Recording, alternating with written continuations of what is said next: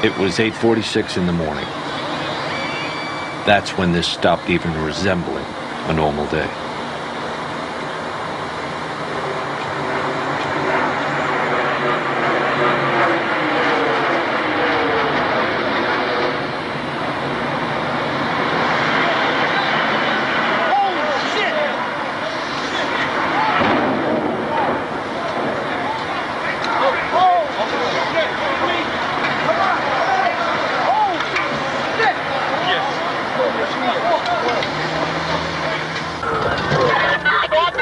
Oh my God. That looked like a direct attack. What? Chief Pfeiffer made the first official report. We have a number of floors on fire. It looked like the plane was aiming towards the building. Transmit a third alarm. We'll have the staging area at Vesey and West Street.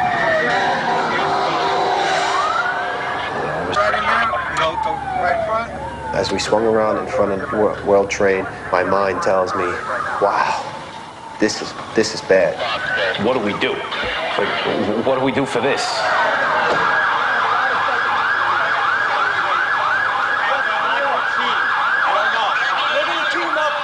We park right under the awning of One World Trade Center. Chief Pfeiffer puts his gear on, and I remember asking him, Chief, can I come in with you? I want to come in with you. And he says, yep. Yeah, you stay with me. Come in with me, never leave my side. Who got the chance? I go in, and I hear screams, and right to my right, there was 2 people on fire, burning. I just didn't want to film that. It was like, no one should see this. Pfeiffer was the first chief into the building. Right away, a guy from the Port Authority told him the damage was somewhere above the 78th floor. But all you had to do was look around. It was obvious. Something had happened right there in the lobby. You just saw that all the windows were blown out. The lobby looked like the plane hit the lobby. I think a bomb went off in the lobby first, then a plane hit the building. But then another plane hit the other building. But when I was coming through the doors on the other side of the Trade Center, either they blew the lobby up or something, because it blew the glass out of the doors and knocked us all down, and I got smoke and everything on me. I just feel a little shook up because I got blasted, so I'm just trying to, I worked in the building for 20 years. I was the person in charge of all the stairwells of the North Tower, and on 9/11 I had the only master key that opened the doors that rescue people. This is the master key, they call it the key of hope. And basically I was a janitor. Like I said, on that day there was an explosion on the basement, and this is prior to the building got hit by the plane, and then the plane hit, and then there was a series of explosions afterwards, and a person comes running into the office saying explosion, explosion, explosion. His skin was pulled all from his armpits all the way to the top of the fingertips, and pieces missing off his face. Immediately following the first attack, I implemented our government's emergency response plans. At this point, the Associated Press with a story that says there is no report of any casualties, without jumping to too many conclusions, looking at the extent of this damage and knowing how well populated that building is at that. Oh, now there's.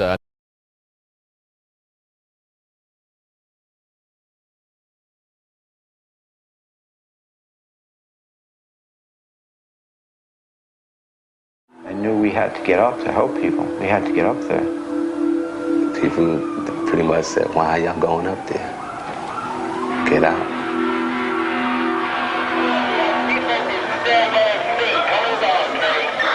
Their concern was to get everybody out. That was the key. As much people out as possible.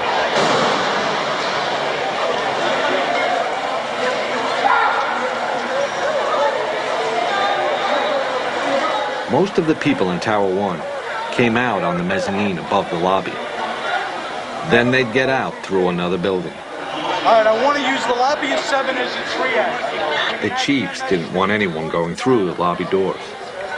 First, it was because debris was falling outside. Then, it was people falling. You don't see it, but you know where it is.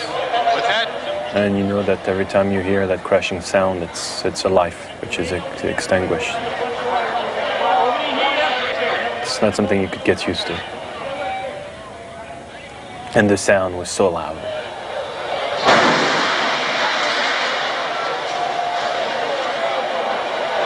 I just remember looking up, thinking, how bad is it up there that the better option is to jump? And then we saw the people jumping. We saw what we thought was debris, and we realized it was people jumping.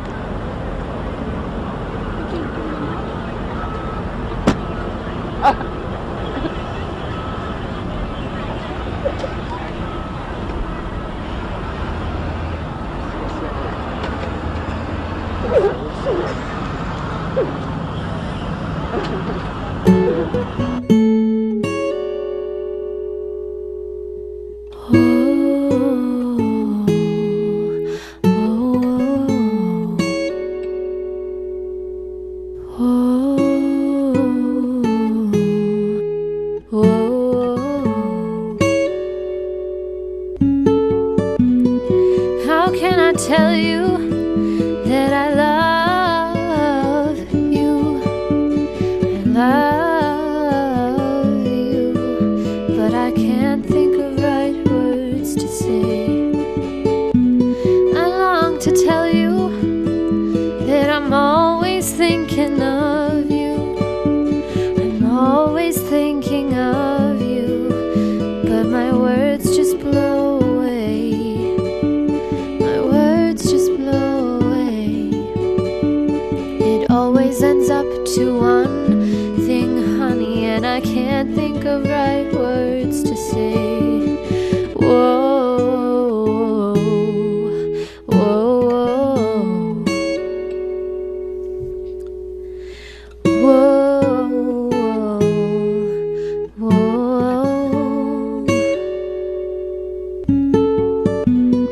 Wherever I am, I'm always walking with you. I'm always walking with you, but I look and you're not there. Whoever I'm with, I'm always, always talking to you. I'm always talking to you, and I'm sad that you can't hear. Sad that you can't hear. It always ends up to one thing, honey, when I look and you're not there.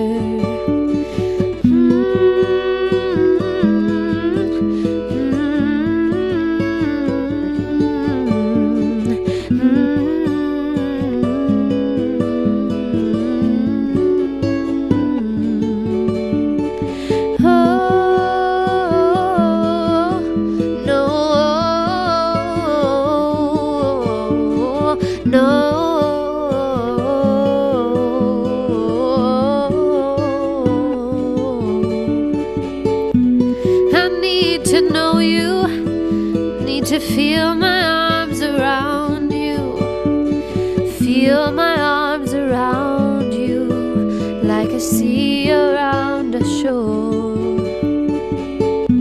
Each night and day I pray, in hopes that I might find you, in hopes that I might find you, because hearts can do no more.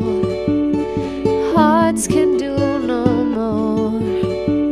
It always ends up to one thing, honey, still I kneel upon the floor. Whoa, whoa. How can I tell you that I love you? I love you, but I can't think of right words to say. I long to tell you that I'm always thinking of you. I'm always thinking of you, but my words just blow away.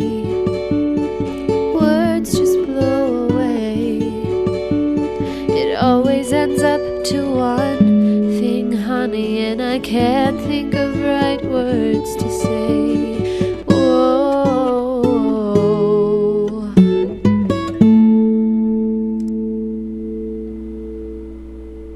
During the time that the airplane coming in to the Pentagon, there was a young man who would come in and say to the vice president, the plane is 50 miles out, the plane is 30 miles out. And when it got down to the plane is 10 miles out, the young man also said to the vice president, do the orders still stand? And the vice president turned and whipped his neck around and said, of course the orders still stand. Have you heard anything to the contrary? Well, at the time I didn't know what all that meant. And the flight you're referring to is the flight that came into the Pentagon. Yeah.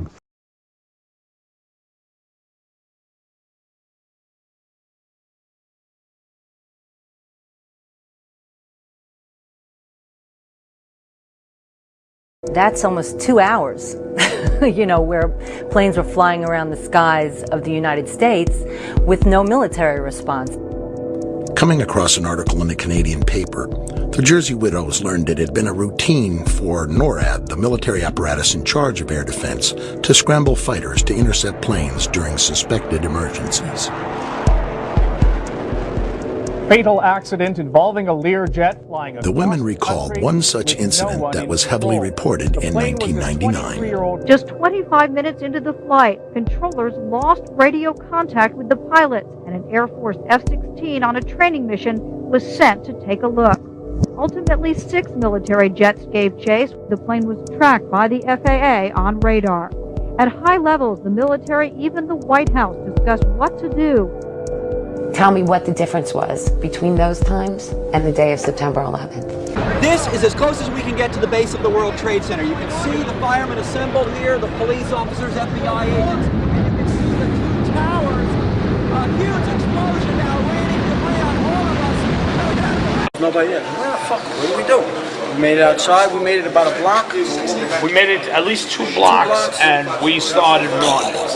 Floor by floor, instead of popping out. It was like, it was if they had detonated. Yeah, detonated. If they were planned to take down a building. Boom, boom, boom, boom, boom, boom, boom. All the way down. I was watching it and running.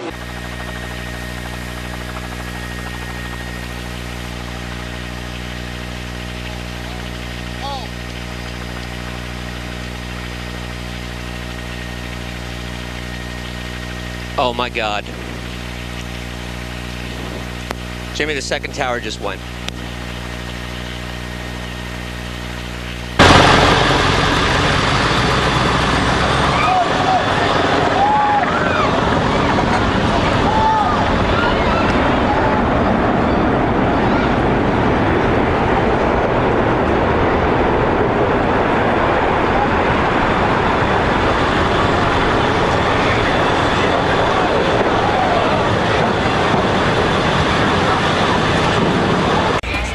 What happened?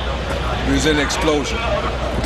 We was in the lobby and the third explosion, the whole lobby collapsed on us. What was it like? What was it like?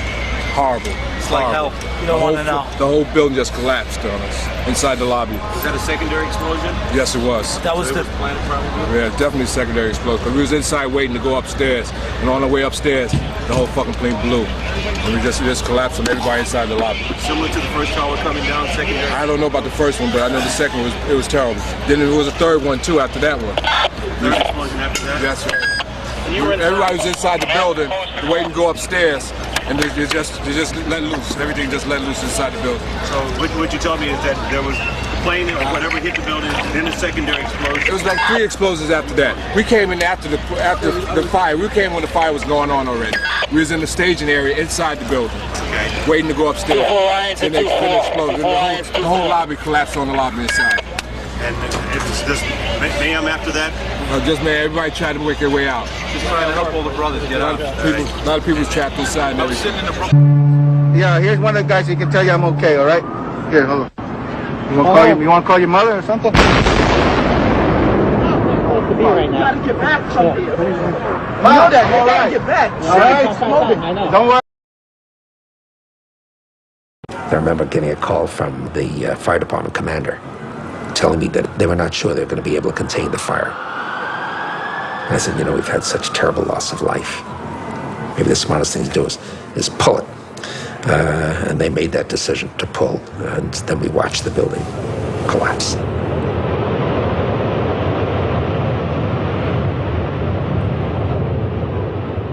For the third time today, it's reminiscent of those pictures we've all seen too much on television before, when a building was deliberately destroyed by well-placed dynamite to knock it down.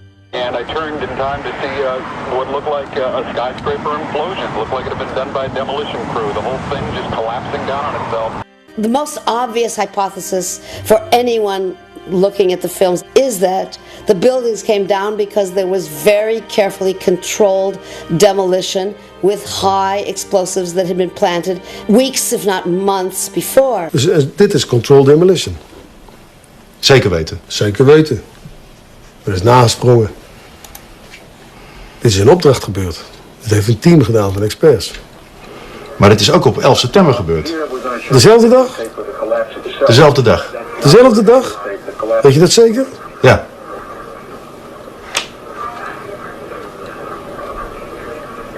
Was het zeker weten de 11e? Dat kan geen waar zijn.